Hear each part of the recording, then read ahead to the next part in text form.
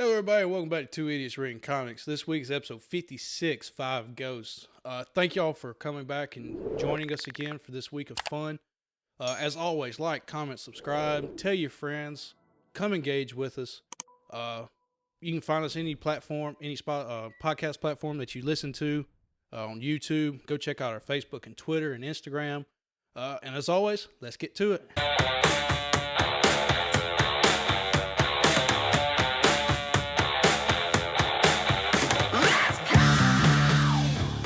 And welcome to the best damn book club on the internet. This is Two Idiots Reading Comics, episode 56. This week we're reading Five Ghosts. Yes, and again for week 4 in a row. Writer Frank J. Barbieri? Yeah, we'll go with that. Barbiere. Artist Chris Moneyham. Colors Lauren Affey and SM Vidari. Vidaurri. Logo and graphic design, Dylan Todd. Thank you, Dylan, for having a simple name to finish off that list. Sorry for everybody I butchered their names. I'm backwoods Southern and can't pronounce shit straight. So we often like to mention other comic book channels we like. Variant Hoorah. is coming out with a comic book. Who I think it's the artist or the writer is co-writing, or the artist is drawing on this. Is either drawing of or this. Yes. Oh, someone wow. from this Five Ghost team is helping Variant. What's the name of it? Oh boy, that's gonna be. I'm It's been a while since I've watched their trailer. Yeah, Variant is coming out. You said it was Astonishing Times. Astonishing Times. Yes. Oh, hold on. You've got written by Frank J. Barber and Eris Kionis, our favorite. He works at co-wrote by the author of Five Ghosts.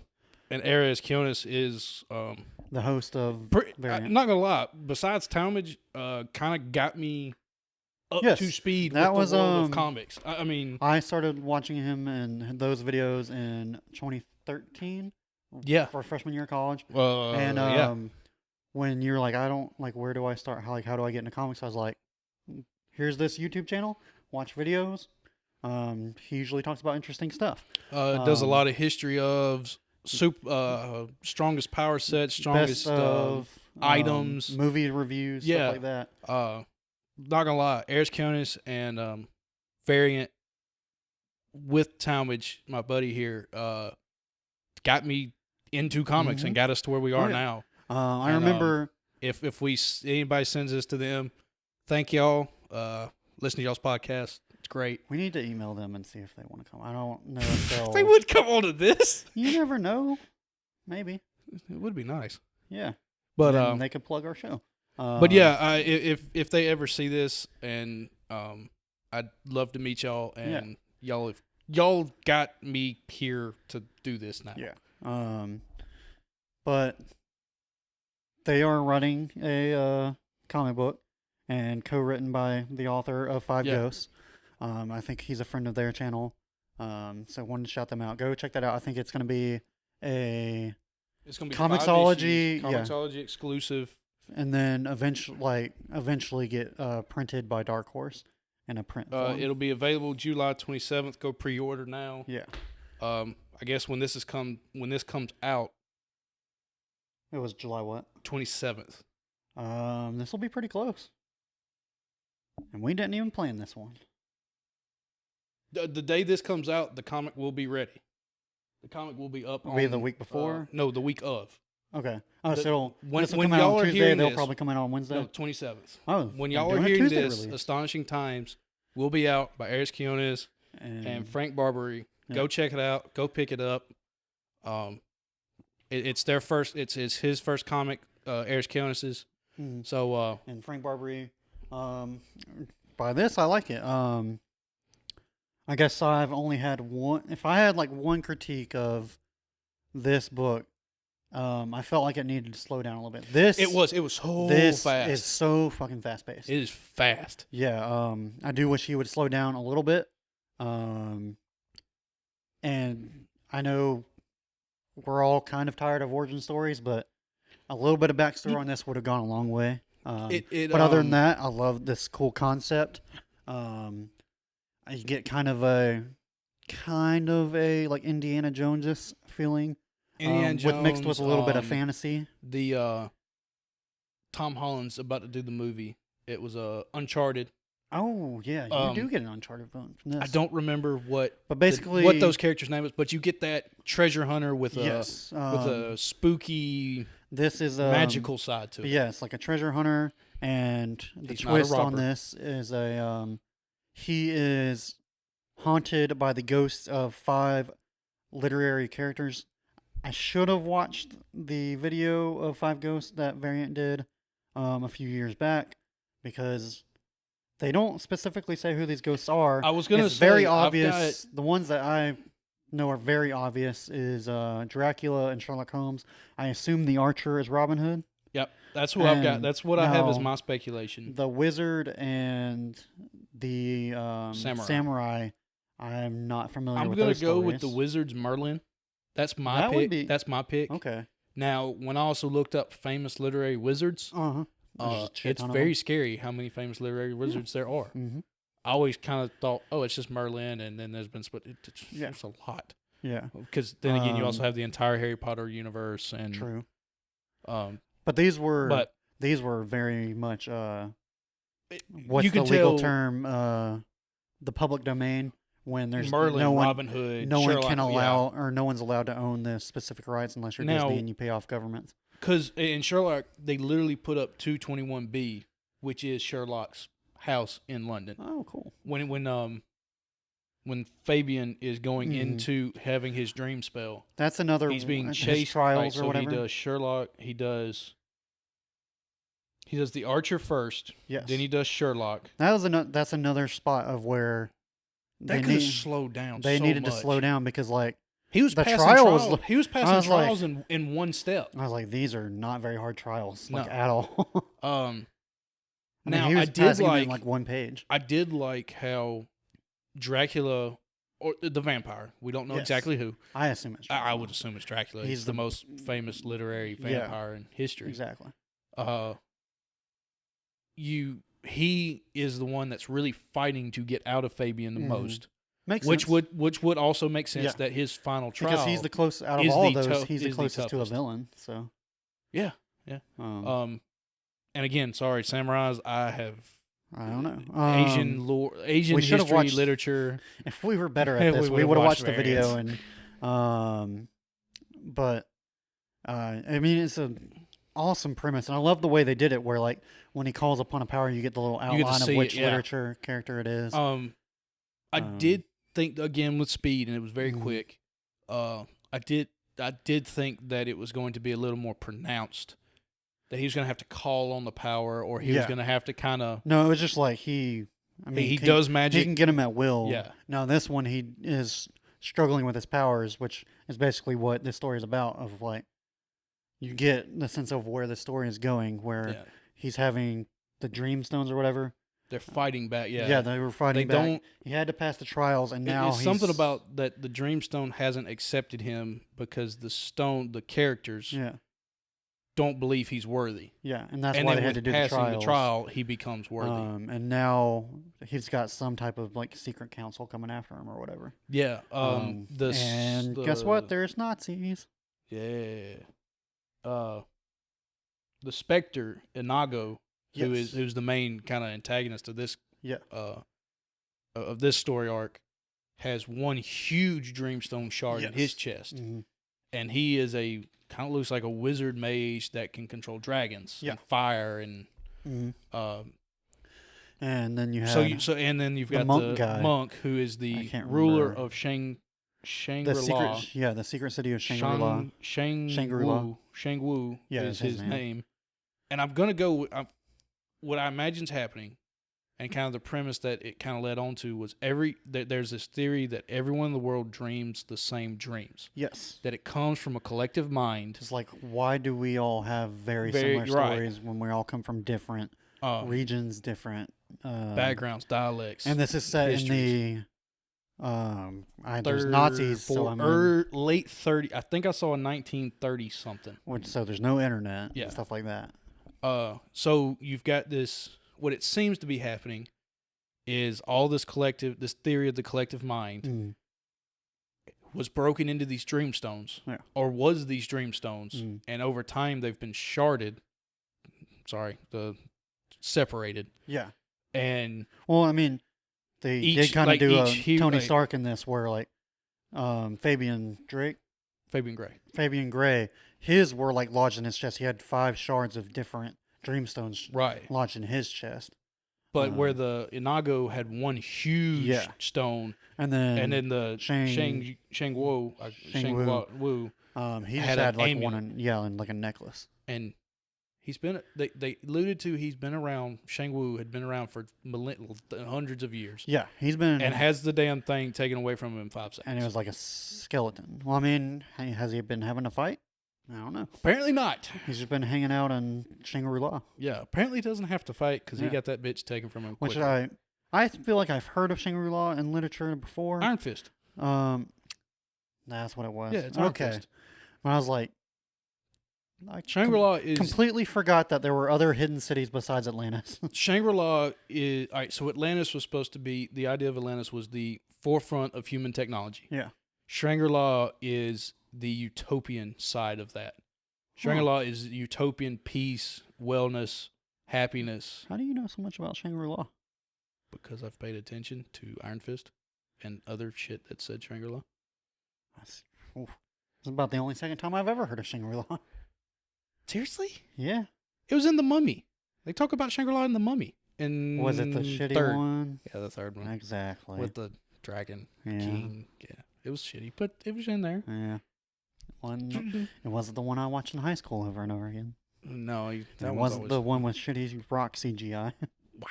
You go back and look at The Rock's early movie career, and it was not good. No. I mean, now he's the face of everything. He had to go back for a second run in WWE. Now he's the face of everything. Yeah.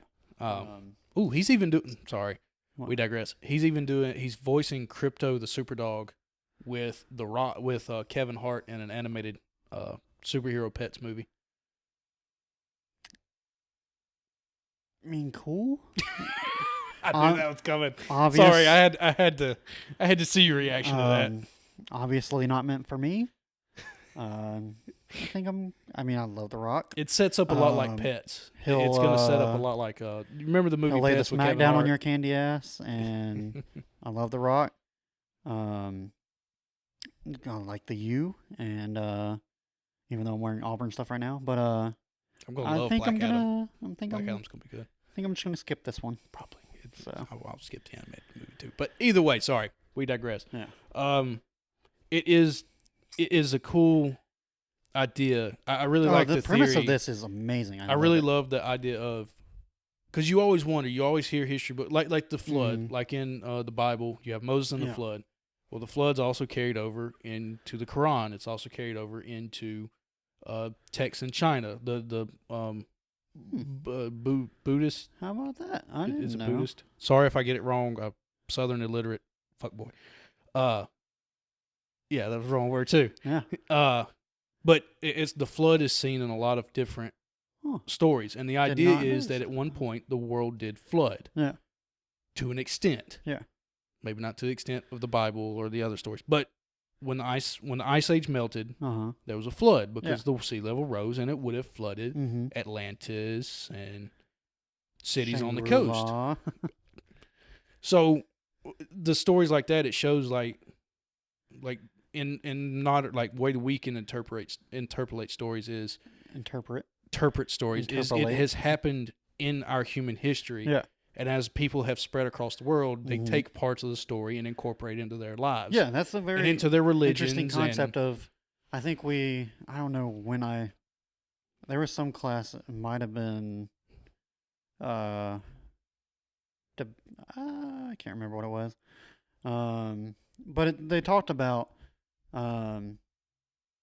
how, and they talk about it in this book a lot. I'm slowly making a point about how. Dreams are all. It might have been my sleeping dreams class. I'm dumb. But it's like CTE. people have around the world have seemed to have the same at least format for dreams, and people that you would never know, and it's kind of like the hero's journey of where like every basic story, at least especially epics, like back in the Greek days, you had like a formula to telling a story, and people still use that formula today.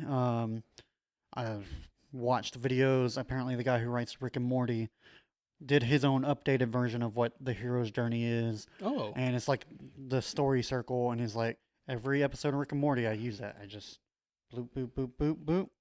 And that's how most stories throughout history have been told. And so it makes sense that dreams are the same way. Yeah.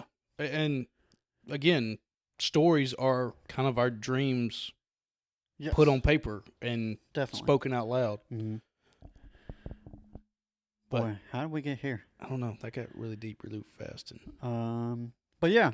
Either way, guy's possessed by 5 literary ghosts. He's a fucking badass. And I mean, I don't know when I'll get to volume 2. Ghosts are badasses. He's also kind of a badass. He's a treasure hunter. That's true. And I feel like we haven't had a Not good a thief. Yeah, I feel like we haven't had a good treasure hunter a movie in a while. Which Uncharted is supposed to do that for it, but yes, we'll see. but I've played through a little bit of Uncharted 1, and that eventually turns into like a zombie movie. I'm pretty sure. Uncharted? Yeah. Did you ever play through it? Never played it once. There's at one point you go into a temple and some zombie like because I know there's out. magic. Like to start off, it's very normal. You're just a treasure hunter. Yeah. Then all of a sudden, magic. But I think it has to do with like a curse of a temple. Curses and like some zombie type people. Here come we had crawling zombie spiders. How'd you enjoy that? Skip through real fast. I'm glad I just blew straight, and I'm like, God damn it, I suck at this. That's how afraid of spiders he is, people. I think we all know I'm not a big fan of spiders on this show. At least, like, they weren't around me. I read through it. I was like, awesome. Didn't need to know that there was an ancient spider tribe that worshipped spider devils. Even with the 8 eyes for the people. That was creepy. Now, well, obviously, I think at one time they some blinked and some didn't, but either way. Well, I'm pretty sure they were painted on, except for that's what I figured they were painted on. But yeah, the giant spiders, not a fan of. It does but again, seem to be so fast. It was. Yeah, it was very fast-paced book. I know you hated spiders, but again, it was like 5 pages. Okay, we're moving on from spiders. Yeah. I do like the butler in this. He gave off super. Sebastian. Sebastian gave He's fun. Gave off major Alfred Pennyworth vibes. Yes. And then you've got the sister Sylvia. Yeah. Which we find out her soul was ripped apart. They should have cleared that. I really thought that was his girlfriend. They should have made that extremely clear in the first issue, because the first issue it makes it sound like they're lovers. Very much so. Yeah. I'm glad you called on to that too, because there was very, very lover-esque vibes going on, and then all of a sudden, at one point, it goes, "Yeah, okay, hey sister, I'm here." She's laying in bed comatose. And I'm like, hold up now, hold up. Now. I because it confused me. I was like, oh, is there another woman running around? Mm-hmm. And then they say, no, she's gotten messed up. I'm like, wow, y'all really needed to have cleared that up quicker. Yeah, like, you should have made that clear from the jump. Because it was very Leia and Luke vibes going on. Yeah. We've been heavy on the Star Wars references this month. Bad Batch is out, no wonder. Yeah. Maybe our Marvel next month should be a Star Wars. I'll let you pick one. If you got one. I got a few in the queue. Yeah. I'll let you But pick the problem one. is you either go with Vader, Star Wars, Luke and Leia, or, Bounty Hunters is out now, which is really good. Is it a full volume? Not now. Okay. It's only on issue 12. Well, I mean, there should full be a volume. There's a volume. There should be a volume one out. I'll let you know. We'll get back to that, but we'll let you know. Middle of the month, you'll always see us on Instagram or Twitter, Facebook. Yes. We're going to post our list of the following month. Mm-hmm. Like, comment, subscribe on it, get it out to your friends. Month? Yeah, or for the next month. We month? send it out in the middle of the month. Yes. And then for the following, I'm just a lazy piece of shit, and I wait until the episode before the last episode of the month comes out. Look for the middle to the end of the month previous, and you'll see the month next episodes. Boy, no wonder we don't. But yes, this was a very awesome story. I love the concept. like we said, it was very fast paced. We do wish it slowed down, but I would be very interested to see where it goes. Yes. How'd you feel about the art on this? Because I know you're a stickler when it comes to art. Honestly, this one kind of took away from it to me. Really? Again, it was edgy. We're all talking about indie comics, so the money's not always there for good, I mean, clean this was stuff. Image, but I mean, but also it was, and it was 2013. So you know what? It was set in the 1930s. 30s. It definitely had a comic strip vibe to it. It did. It did. So I think that was an aesthetic choice. But when you went into the Spider World, you had these greens that didn't really work with the fire, and then I don't know. I felt. You think I it felt worked? the color was good. I don't know. I know you like the nice, crisp. I do. Like I do, the and they Jim can't always, Lees and they can't always be that way. Who's but, the guy that worked with Scott Snyder on Batman? Crud, I forgot. Shoot, we're gonna get killed for that. Again, we're not good with names. Yes. Just because we don't know the names doesn't mean we don't know our stuff. Scott Snyder's DC New 52 Batman run. Yeah. The artist on that. I know he's probably on his way to becoming a legend. Sorry. Greg Capullo. There you go. We got there. Hell yeah. And it's because we went around the world. It's because we had a Greg Rucka book this month, and I was like, it's not Greg Rucka. It's not Greg Rucka. Like I said with the first two issues of this month, episodes this month, the style kind of fit where they were going with the story. Mm-hmm. This, you've got this very dull, dark, and it's not all dull and dark. Even Shangri-La, which is supposed to be vibrant and beautiful, just had greens and blues and colors, but you could. It was a very. I think they were going for.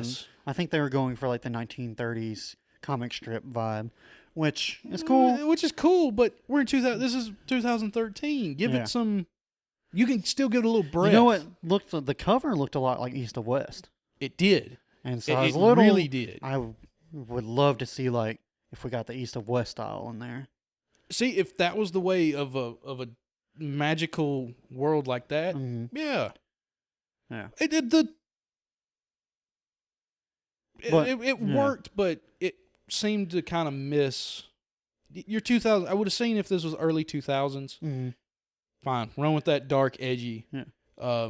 But 2013, you could have given stuff like that. When you went to Shangri-La, you could have given a little more oomph, a little more breath, a little more life. Mm-hmm. And then, of course, when you go to the dark scenes, you go dark and dingy with it. Mm-hmm.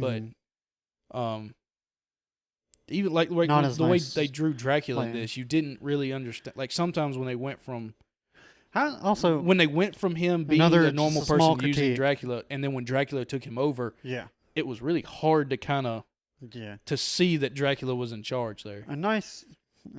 Just a small critique. Can you at least tell us who the five ghosts are? Obviously, why was that Dracula. Not the start. Five. Obviously, Dracula and. What if it's not Dracula?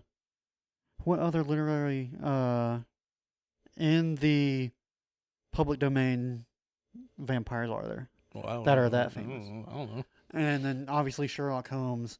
Blake. We assume Robin Hood. He's not in the public domain. I know. But what gets me is, so you're going to let Merlin, Robin Hood, and Sherlock be public domain? I mean, Robin Hood is literally There's no letting. It's the law, although Disney and other people are lobbying. The laws I learned it in business law and marketing and stuff like that is now this might, I think Disney did just get it pushed back some more, but it was 75 years after the death of the original creator. These guys, Dracula was that's in like the 1800s, if not Merlin's earlier. Been talked about since Sherlock, because not Sherlock. He was Shakespeare because he was writing about King Arthur. Yeah. Robin Hood would have been the 18s. Yeah. Sherlock was probably 18s or 19s. Early 19s. I think 18s? if it was early 19s, he didn't become. He was famous though way before that, wasn't he? Yeah, I'm thinking he was 18s. 18s or so. Well, hold up. I used to know who wrote Sherlock Holmes. Sir Arthur Didn't Conan Doyle. Sir Arthur Conan Doyle. America wasn't founded until 1776. 76. So You got that right. probably the 17s. You got a point. Our Yeah. American history compared to the world and Europe Yeah. is very Yeah. new. So And then the samurai, that could be I- anybody. yeah, I really I have no have idea no what idea that one. who that is. Yeah, you got a point. Those could be very well public domains. well, no, they definitely aren't public Public domain. domains. Yeah, you got a point. That's why multiple companies have been able to make movies about Dracula and stuff like Very that. good point.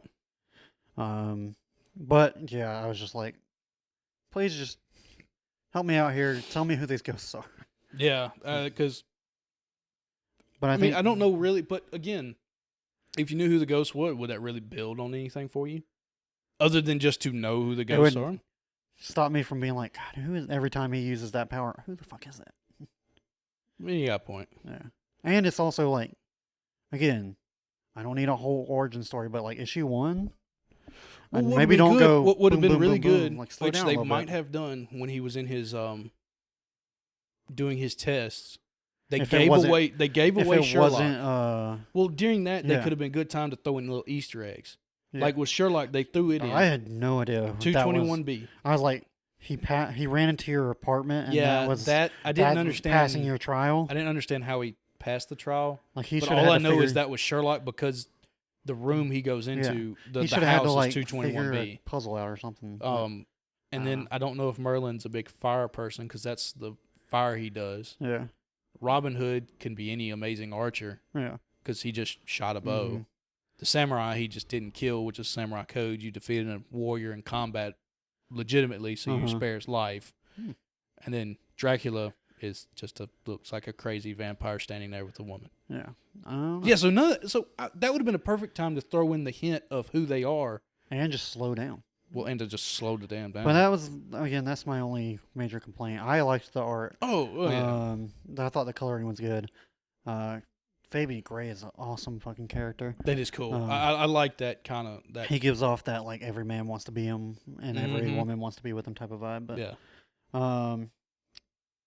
really good comic. I don't know what we're doing next week. Check our Instagram and Twitter. Check us out. You'll know And by the time Two this Idiots comes out. RC on both, and also on Facebook. 2 Idiots Reading Comics. And we'll have it up there. But hope you have a good week, and we'll see you next Tuesday. Bye. Bye.